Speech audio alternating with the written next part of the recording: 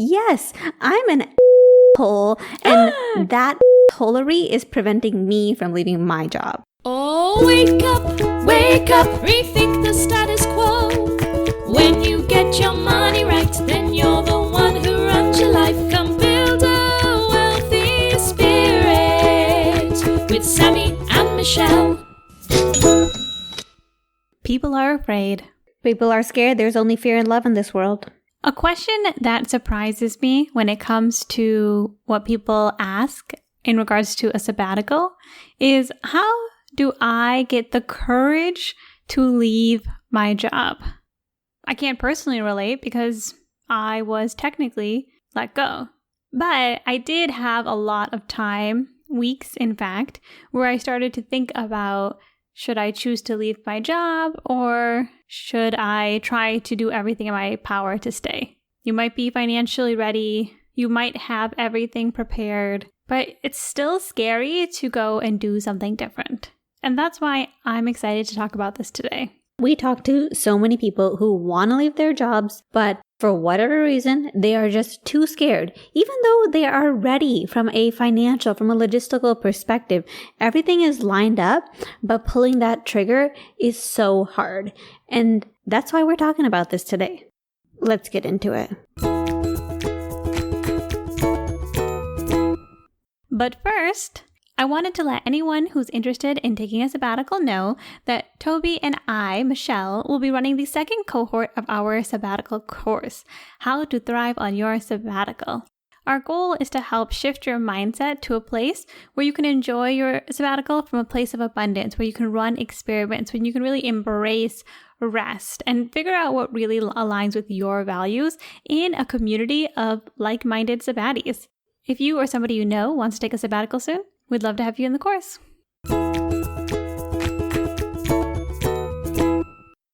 How to get the balls to leave your job. Courage to step off the treadmill of corporate life. Sammy and I have both left the corporate world and taken a sabbatical. In my case, I was in software sales for 6 years, and I was put on a plan after digging my nails in and trying to stay as long as possible at my company. Unfortunately, they were slowly picking off everybody on the team, and I ended up at a point where I quote unquote left my job, but it was sort of like a do you want to be quit or let go kind of situation. Point is, I had to face the decision of whether or not I should actually exit the workplace. And I ended up doing so for 2 years. And in my case, I was working as a physician assistant in my career for many years, and I was working all the time, all day. When I came home, I'd wake up in the morning, do work, helping people, but not giving myself any time. And I left the workforce almost 1 year to today. Oh my gosh, literally Labor Day weekend. Anti-Labor Day. And unlike my situation, Sammy's peoples were holding her by the ankles, begging her to stay. And so I think we both have a different perspective on this. And we've talked to a lot of people who are thinking about whether or not they should do this. And the truth is that anytime you're trying to do something that's essentially being brave enough to go against the status quo, it's difficult. And we want to share some ways that you can have the courage to step off the treadmill of work. First things first, we got to talk about money. Money. Money is something that always comes up when people are looking at taking a sabbatical. And a lot of people have enough money, but they still feel fearful about their money when they think about leaving their job. It's funny, Sammy, because whenever people ask me about the finances related to whether or not they can leave their job, to me, it's a binary. Do you have the money to do it or not? And once we get past that question, do you have the money or not? People who do have the ability to take a break and they can afford to do so if they're going to self-fund their sabbatical, they still have money fears. Everybody has money fears. And I do think that knowing your numbers is actually one of the ways to overcome these fears. Because you can know that you have a good amount of money and that's probably going to be enough, but having some specific markers that give you a sense of how much money you really have can change the way you view the sabbatical. First off, you have to actually know how much money you have. This seems like a crazy question to ask because Of course, you should know how much money you have if you're going to take a break from work. Or actually, to be honest, a lot of people are getting laid off right now. There's a lot of layoffs within tech. Still, again, there's a whole another wave, so it could have also caught you by surprise. But the anxiety around money fears can be alleviated if you just take a second and calculate your net worth. How much money do you have in your investments? How much debt do you have? How much money do you have in your 401k, your savings, all of those different places? Sit down, make a spreadsheet, add it all up, because there is nothing that we can tell you that will be better than just knowing your number. 2, know how much you spend a month. If you don't know, go through the past month or the past 2 or 3 months, calculate how much you spent that month, and get an average of how much is going out.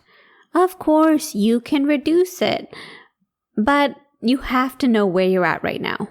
Exactly, Sammy. And lastly, I recommend that you also know your financial independence number, taking that annual spending number, your monthly spending, times 12 to get your year, and then timesing that by 25 to get your 5 number, your retirement number. That will give you a sense of how much money you need over your whole lifetime to live forever. If you're close to that number and you just want to take off for like a year or two, that can be pretty comforting that you're pretty well set. By the same token, we also recommend knowing your Coast-Fi number, knowing how much you have saved up right now.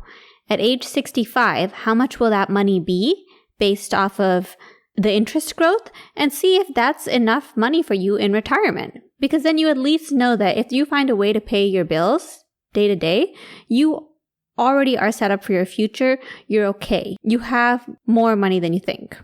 Sammy, I challenge that a little bit too, because knowing your retirement number or even your Coast-Fi number is still in extreme excess of taking a work break. In theory, you just need to know, hey, if I'm going to take a sabbatical for 3 months, and I think it's going to take maybe 3 months to find another job, maybe having a cushion of 6 months would actually make me feel the most comfortable. Another thing is if you start to know your spending versus how much money you have saved and invested, you can also start to say, hey, are there ways I can actually lower my cost? I moved back home with my parents when I first left my job. They were very, very, very willing / maybe were in my ear telling me I should move back home. But also, they were gracious enough to host me, and that cut my housing costs versus when I was living in a 1-bedroom by myself in Austin. So I was drawn to that because I knew I could extend my sabbatical because of that. So knowing your numbers can make a big difference because you can also make big changes. A lot of people travel the world during this time. It's actually because if you live in the US, it's cheaper to live somewhere else. And that's a perfect time to experience new cultures and lower your cost of living. Another thing about finances is that some people have some blockers that are actually preventing them from taking a break. And by this, I mean, maybe they've got a bonus coming up. Maybe they know that their retirement account is going to vest in a certain number of months. These are reasonable, but you need to pick one and set your date. Because there's always going to be bonuses. There's always going to be something down the line that's preventing you from leaving your job. In my case, I had my student loan forgiveness. I only had 20 more months left of student loan forgiveness. And I figured I might as well finish these 20 months. I'll be almost fire at that time. I can completely safely leave my job. But 20 months is a long time. It's almost 2 years. 2 years of your life is a big deal. You can't just put your life on hold for 2 years. There's a mental blocker there. And with loan forgiveness, it doesn't have to be consecutive. I can restart it at any time. It's totally fine. It's not a big deal. You have to be honest about what these blockers are and weigh it out with what's going on in your life. I think weighing it out with what's going on in your life is also so important, Sammy, because you might have a plan. And my favorite quote, we plan, God laughs. Things change. I left my job partially because COVID hit and my company was struggling and they were downsizing their sales team. I didn't choose to take a sabbatical because I had hit a specific number, but my life was changing. And something like COVID made me realize that I wanted to realign my life in a way that was aligned with my values. So that is just something to keep in mind. Step number 2, address your fears. Now, essentially, what is preventing you from taking the break from work? If you are truly set up, like financially and everything, to take the break from work, the thing that is preventing you is your thoughts, or better said, your delusions. Let me give you an example. The reason it's important to face your delusions is because you might realize that some of them are silly and it's even embarrassing to talk about. For me, I remember I was talking to the therapist that my company provided, never a really great sign, and I was telling her how I was thinking about whether or not I wanted to fight and stay in my job, find a new sales job, or take a break. And she was asking me, what's the problem? And for me, I was like, I'm just thinking about what all of these random people will think about me. She asked me who I was thinking about, and it was literally the most random people, like an old coworker from 4 years ago, a friend of a friend who I didn't really like and probably was judging myself. In my case, I was really lucky because my family and my friends were very supportive. So I was worried about other people's judgments. And I don't like to admit that. I don't like to admit that I care about what people think, but that was playing a huge role. And being able to address that, I was also able to vanquish it and move forward. You know, Michelle, when I hear that, I think you're so creative in the types of delusions that were preventing you from leaving your work. Not, okay? There's no new thoughts, as Byron Katie says. We're all on the same freaking treadmill of thoughts all the time. We're not that creative. We're worried about things, similar things that other people are worried about, and we need to address it. Personally, I love to use a Byron Katie Judge Your Neighbor worksheet, so I'll link that in the show notes. But as an example, a thought that I had is people will think I'm a failure if I don't work as a physician assistant. You know, I went to school for a long time. Why am I not doing this job anymore? And if you go through the worksheet, she will see how this thought affects me. So how does this make me feel? What do I think? What images come, past, present, future, when I think not working as a PA is going to make me a failure? Who am I imagining thinking about? Who am I imagining talking to? How would I feel if this thought were gone? If I Ctrl-Alt-Delete, pull up the task manager and just deleted this thought, how would I feel? Free. I would be free. I would be leaving my job and be free. Free. And lastly, Byron Katie does the turnarounds where she asks you just to flip that thought on its head as many ways as you can. So in my case, the people will think I'm a failure if I don't work as a PA could be flipped into I will think I'm a failure. Well, yeah. People, I don't even know what people are thinking. I only know what I'm thinking. These are actually my thoughts. So yes, I think I'm a failure if I don't work as a PA. People will not think I'm a failure. Also true. People are not thinking about me. So it's just a completely false delusion. That thought is also true. People will think I'm a success. Yeah, actually a lot of people do think this is so great that I'm living the life that's in alignment with me. So that's also true. A tip for everybody, if you take a break from work and you're happy, people will assume you're rich. This is just tried and true. The amount of people I see look at me and think trust fund baby, crypto billionaire, she got a boyfriend, he taking care of her. Like, people literally... You do not know how many people think that I have a boyfriend or husband who's paying for my whole lifestyle. It like literally always comes up at workout classes, and people will just like ask if that's what's happening in my life. And I'm like, no, like that's like not what's happening. It's called saving your money. I'm taking a break that's self-funded. For some reason, no one ever asked me that. Like in my like 2 to 4 years of like unconventional work / not working, like literally nobody was like, is somebody taking care of you? Specifically a man. And I do want to bring up the last turnaround that there would have been for this. People will think I'm a failure. And that is, I will think people are a failure if they don't work as a PA.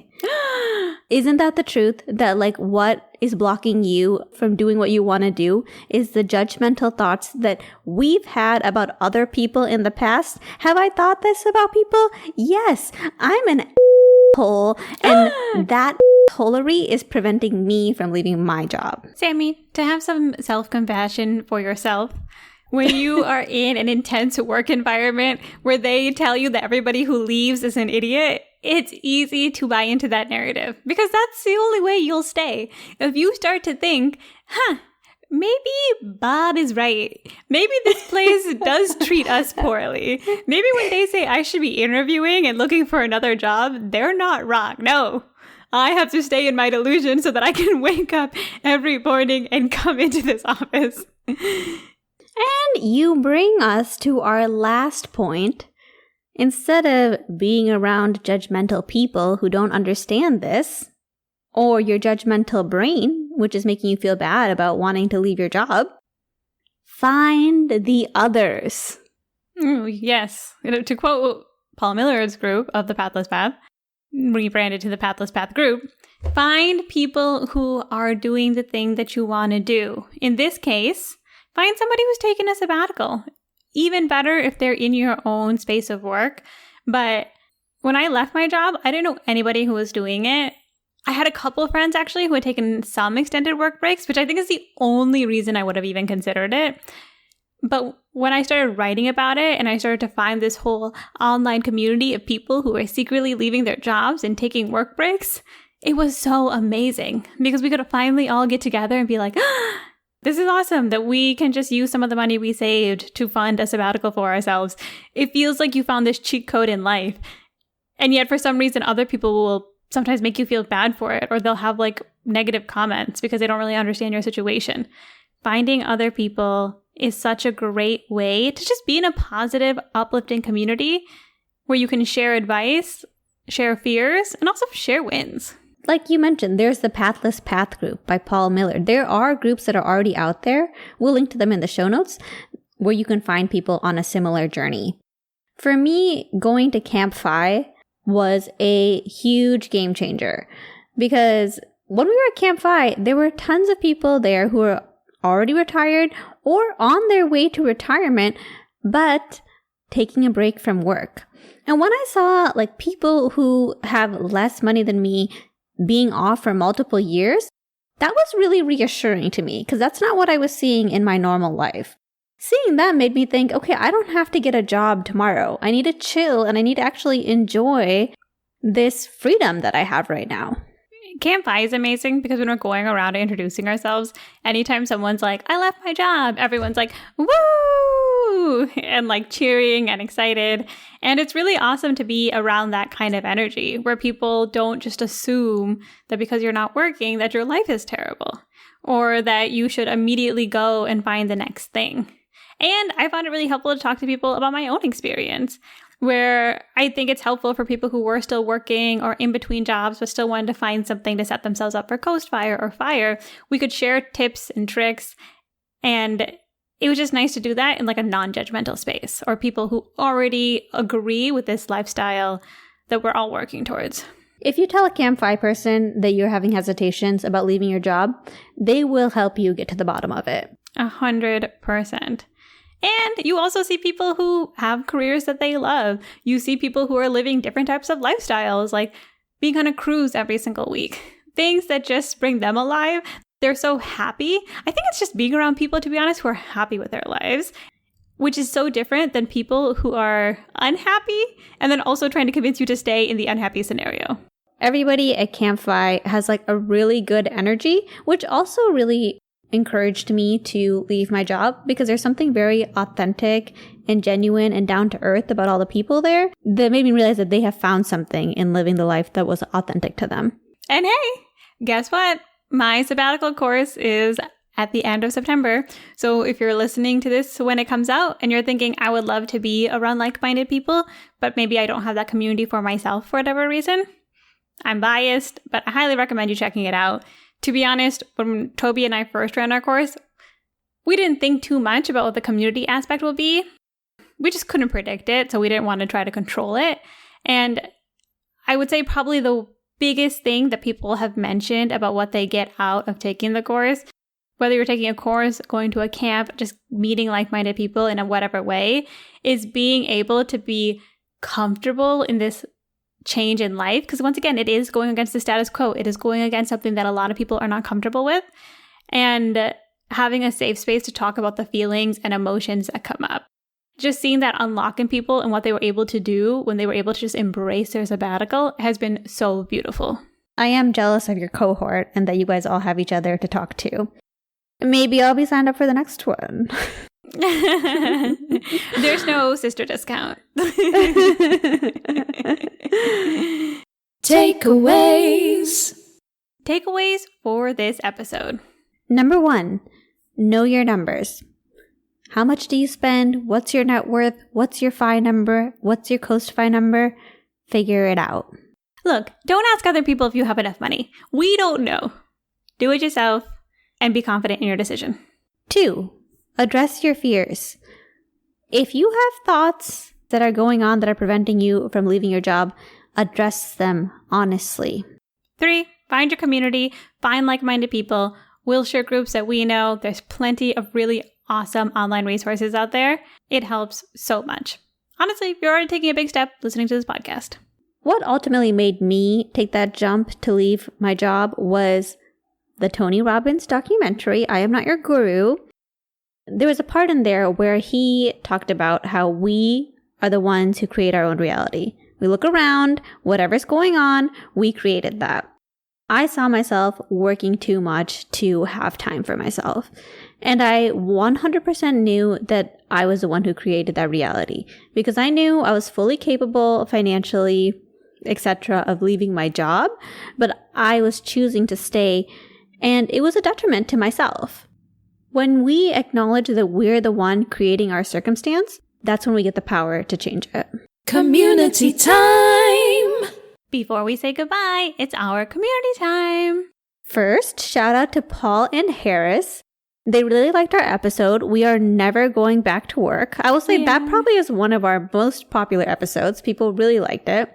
Paul said that he is also inspired by his healthiness after leaving his job, and he has ordered his A1C and insulin tests to get done as well. They also mentioned that they liked the episode 3 Steps to Get Rich and appreciated the shout out to Deep Talk. Shout out to Tamara, who listened to Get Rich in 3 Steps. She said, love this episode. Really helps me break things down easier. I know you're not financial advisors, but your girls are great. Haha! Thank you so much. We really appreciate that, and we're glad that breakdown was helpful. And TJ shared a wonderful comment. He shared his own experience with his sabbatical. I recommend you check out the comment on our website for the episode We Are Never Going Back to Work, because it was really insightful to hear his story. He talked about wrestling with some personal identity things and how he's shifted his mindset. Very interesting. Also, speaking of Campfi, the speech Sammy and I did at Campfi is now available on YouTube. So we will share a link in our show notes, buildawealthyspirit.com, on that page. We'd love for you to check it out. It was one that we had such a fun time doing. In that speech, we talked about how to build a community. So if you want a step-by-step on that, that's a great video to watch. If you have any other helpful tips for anybody who's afraid to leave their job, or if you have any of your own fears that we didn't address, leave it in our comments for this episode. buildawealthyspirit.com will give you a shout out, and it's just super interesting for us to hear where you are on your journey. And most importantly, be sure to join us next time as we put down the rulebook and we rethink the status quo.